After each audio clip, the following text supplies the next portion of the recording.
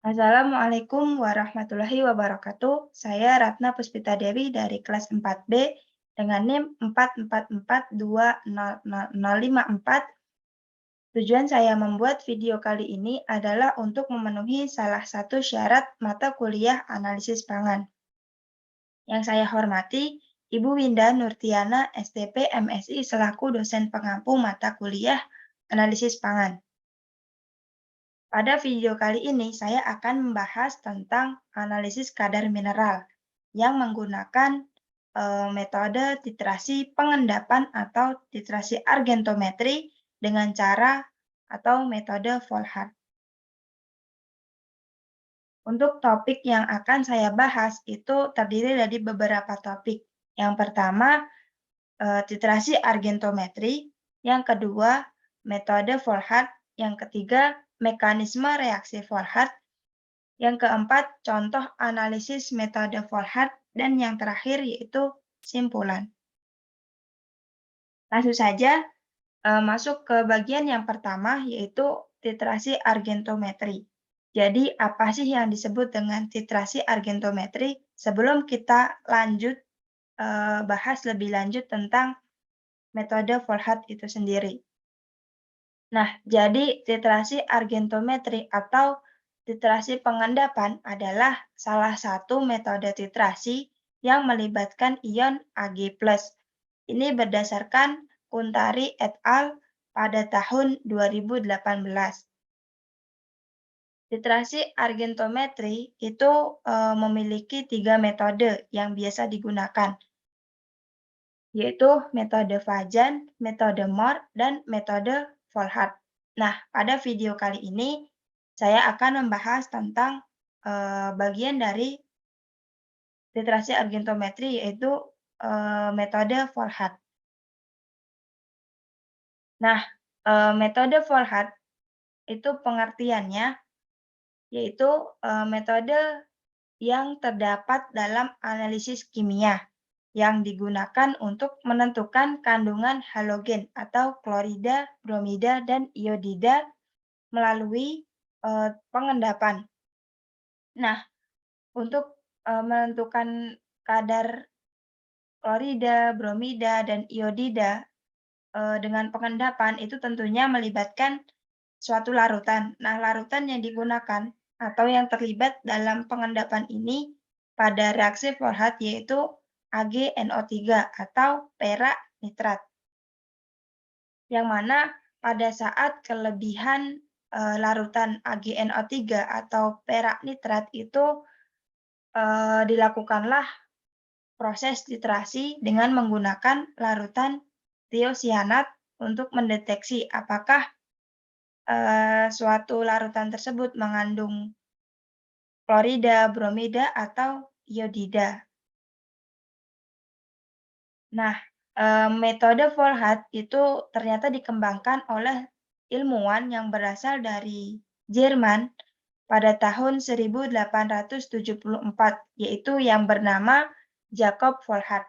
Jadi, mengapa metode ini disebut dengan metode Volhard? Ternyata penemunya yaitu bernama Jakob Volhard, sehingga untuk mengabadikan nama dari ilmuwan yang menemukan metode ini, maka diambillah nama metode ini dari bagian nama beliau, seperti itu.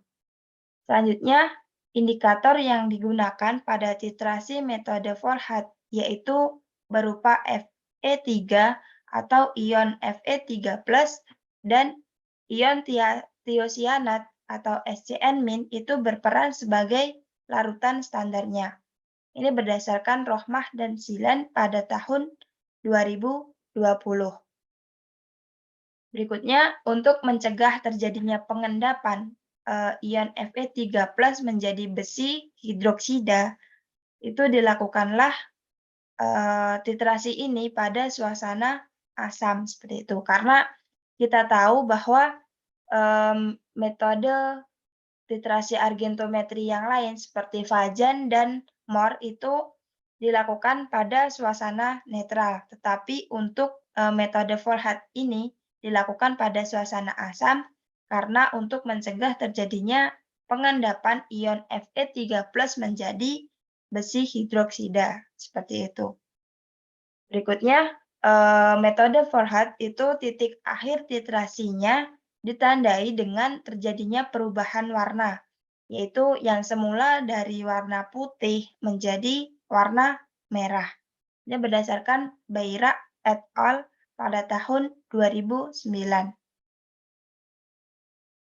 Nah, adapun reaksi dari Volhat atau mekanisme reaksi Volhat itu reaksi yang terjadi pada titrasi argentometri dengan metode Volhat, yaitu yang pertama Ag+ atau argentat berupa cairan argentat berlebih itu berinteraksi dengan Cl-, cair, kemudian membentuk AgCl berupa padatan atau solid. Nah, reaksi yang kedua yaitu Ag+, cair, sisa dari reaksi yang pertama berikatan atau berinteraksi dengan SCN-, yang mana SCN- tadi merupakan larutan standar yang digunakan. Nah, itu membentuk AgSCN berupa solid. Reaksi yang ketiga itu Fe3+. Fe3+ tadi merupakan indikator. Nah, indikator berinteraksi dengan SCN- atau berinteraksi dengan larutan standar itu membentuk FeSCN2+. Nah, untuk reaksi yang pertama, reaksi yang kedua itu warnanya masih putih. Tetapi pada reaksi ketiga itu warna putih berubah menjadi warna merah. Penyebab perubahan warna ini ternyata karena terjadinya interaksi dari Fe3+ dengan SCN-, membentuk FeSCN2+.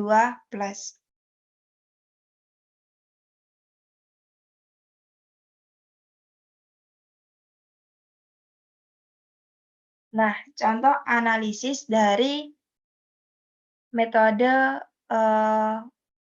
Volhat atau metode argentometri yang menggunakan cara Volhat itu berdasarkan penelitian yang saya ambil contoh itu berjudul kadar sianida singkong rebus dan singkong goreng yang dilakukan oleh Purwati et al. Pada tahun 2016. Nah, dilakukannya penelitian ini itu ternyata didasari pada kebiasaan masyarakat Indonesia yang gemar mengonsumsi singkong sebagai bahan makanan pokok. Karena singkong, kita tahu bahwa singkong mengandung karbohidrat, sehingga dilakukanlah penelitian yang ternyata selain kandungan karbohidrat pada singkong itu terdapat kandungan sianida. Kandungan sianida itu adalah suatu zat beracun apabila masuk ke dalam tubuh itu akan mengganggu sistem pernapasan seperti itu. Karena asam sianida itu toksik di dalam tubuh karena dapat menghambat sistem pernafasan. Nah, untuk menghindari keracunan sianida pada singkong, itu ternyata ada caranya, yaitu dengan cara kita sebelum mengonsumsi singkong itu alangkah baiknya itu dilakukan pengolahan terlebih dahulu. Pengolahan ini bisa berupa dengan cara dikukus, direbus, ataupun digoreng. Berikutnya, penelitian ini itu dilakukan untuk mengetahui perbedaan kadar sianida pada singkong rebus dan singkong goreng. Nah, dari tujuan penelitian yang dilakukan oleh Purwati et al. Pada tahun 2016 itu kita tahu bahwa apakah dengan teknik pengolahan yang berbeda itu mempengaruhi kadar sianida pada bahan pangan, yaitu pada singkong. Nah, ini akan kita uji menggunakan metode argentometri, yaitu dengan cara Volhat. Nah, untuk prosedur analisis yang dilakukan itu terdiri dari beberapa macam atau beberapa tahap seperti itu. Tahap yang pertama itu sampel yang digunakan yaitu singkong itu dihaluskan terlebih dahulu. Nah, setelah dihaluskan sampel tersebut ditimbang sebanyak 10 gram. Tahap yang kedua atau cara yang kedua yaitu penambahan 100 mili Aquades dan didestilasi dengan uap. Tahap yang ketiga yaitu destilat ditampung pada Erlenmeyer yang telah diisi 20 mili AgNO3, 0,02 N, dan 1 mili HNO3. Tahap yang berikutnya yaitu setelah destilat mencapai 100 mili, destilat atau penyulingan itu dihentikan. Kemudian hasil dari penyulingan itu disaring dan endapan yang mungkin ada itu dicuci dengan Aquades. Berikutnya, kelebihan dari AgNO3 atau perak nitrat dalam destilat kemudian dititrasi dengan KCNS menggunakan indikator feri-amonium sulfat. Standarisasi larutan AgNO3 dilakukan dengan larutan NaCl 0,02 N dan standarisasi larutan KCNS dilakukan dengan AgNO3 0,02 N.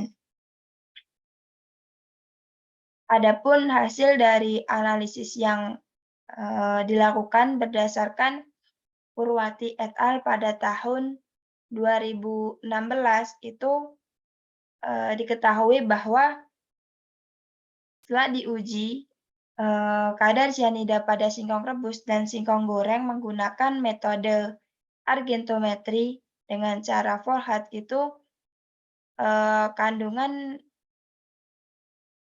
kadar cyanida pada singkong rebus itu lebih rendah dibanding kadar HCN pada singkong goreng. Hal ini dikarenakan pada saat pemanasan itu atau pada saat perebusan itu terjadi penurunan kadar HCN.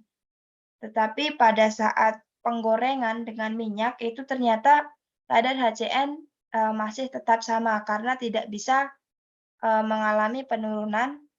Hal itu dikarenakan terjadinya dekomposisi minyak.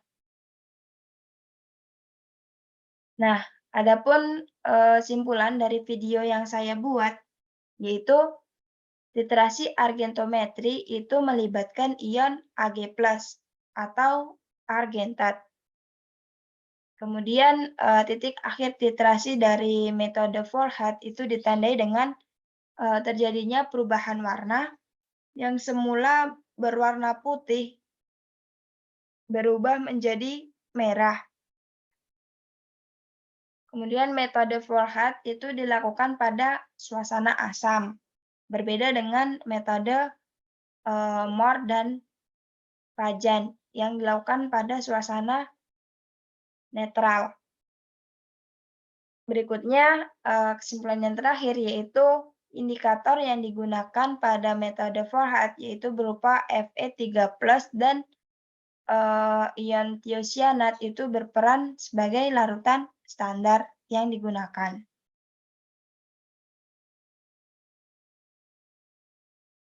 Mungkin itu saja yang dapat saya jelaskan terkait dengan analisis kadar mineral, yaitu dengan metode titrasi argentometri dengan cara Volhat.